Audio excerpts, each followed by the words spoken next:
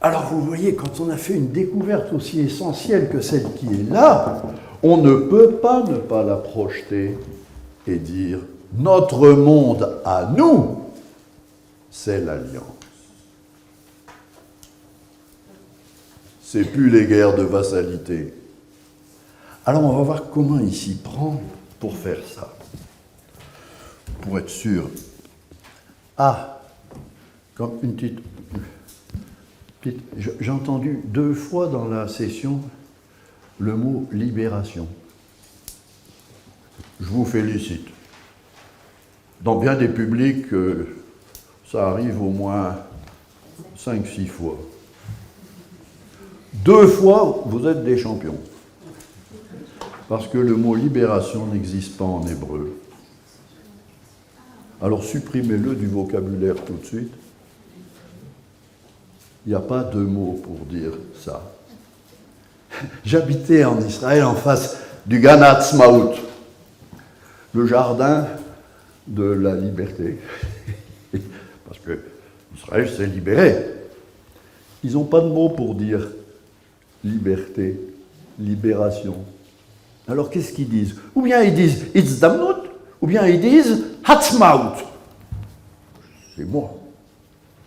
Ha'atzmaut, c'est l'identité profonde, le cœur du nombril. Ha'atzmaut. Atzmi, ça veut dire moi-même. Moi-même. Le moi, du fond du moi. Voilà. Israël, il n'aime pas s'adorer le nombril. C'est pas dans sa religion. Et donc il n'a pas le mot. Je passe. Nous commençons.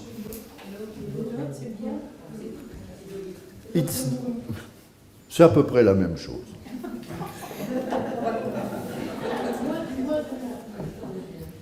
Ça va?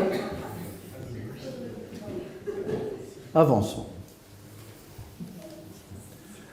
Les premières lignes de ce poème, alors qu'il n'y avait pas ceci, il n'y avait pas cela, il n'y avait pas d'arbre, il n'y avait rien du tout, il n'y avait rien.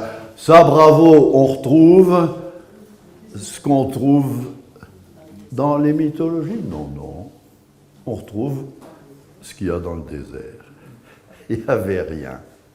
Rien.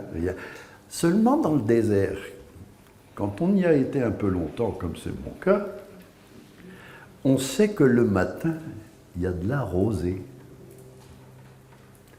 On appelle ça le ned. Il y a des petites gouttes de rosée. Et Dieu, il a pris ces petites gouttes de rosée. Alors, voyez les traductions, hein. Vous faites attention dans les traductions. Elles sont bien pensantes, hein. Rassurez-vous,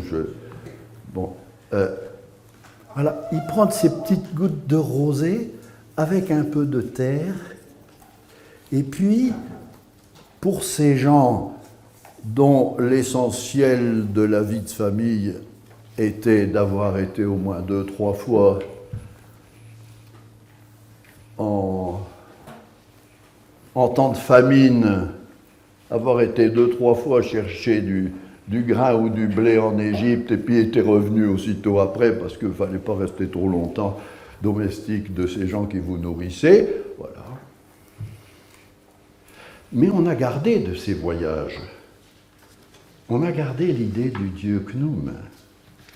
On sait qu'en Égypte, l'homme est né pétri par Dieu qui vous a soufflé son Ka.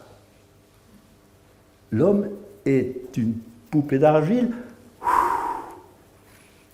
Regardez, Néfer carré. Vous connaissez Néfer carré.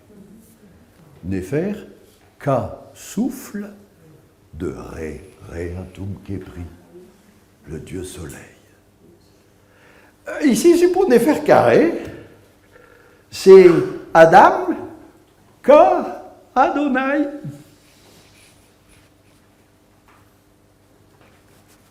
Voyez? Toc, l'Égypte va te coucher. On reprend l'image de la poupée, mais c'est Ka d'Adonai. C'est le souffle d'Adonai. Ça va? Oui, c'est tout simple. Hein,